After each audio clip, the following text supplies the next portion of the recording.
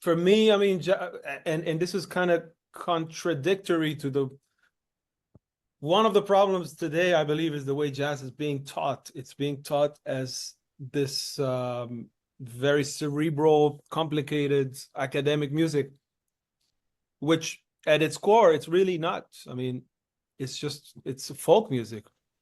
And I think basically just seeing it like that and realizing that most of the people that the pioneers of this music, some of them didn't even write or read music. And it's to me, it's mostly about being an ear player and being able to really hear stuff and listen and use your ears and using that to study the language of the music. It has a language, it has a vocabulary, it has an accent, it has different accents, but it's mostly about that and not so much about scales. Like people get too worried about like, hey, I'm playing scales, you got to learn this scale, the modes, and very theoretical terms, but that's, to me at least, that's really not what it's about. Right. I think, yeah, because I wanted to ask you, like, I think you learning the scales allows you to kind of begin, but it doesn't give you your own sound. It doesn't give you your own voice on the guitar. Yeah. How do you develop that where it's your own distinct voice, or especially when we're talking about this record, which we'll get into, but how making these standards your own?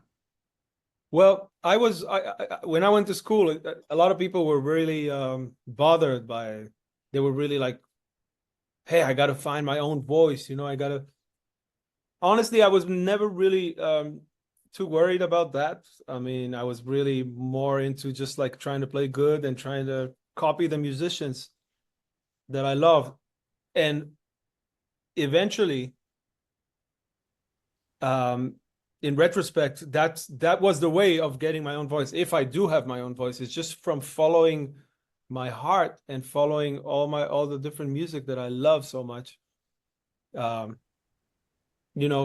I actually I once read a Tony Williams interview, and he said, like, somebody asked him, like, Tony, how did you find your own voice? Like, you're such a unique voice. And he said, I don't know, I was just trying to play like Philly Joe Jones and Art Blakey, and so same for me. I'm just trying to copy my heroes, and if I ever become original, I'll be, You definitely have your own sound, and I think that if we all try to copy our favorite players, and then we all have our own unique background. Like, so you, for example, exactly have this, and you can hear it on the record where there will be like a Brazilian accent on something, and these are standards are really cool because people can make them their own, and these definitely have their own. This record's fantastic, by the way. Thank you very much. Which I want to get into more.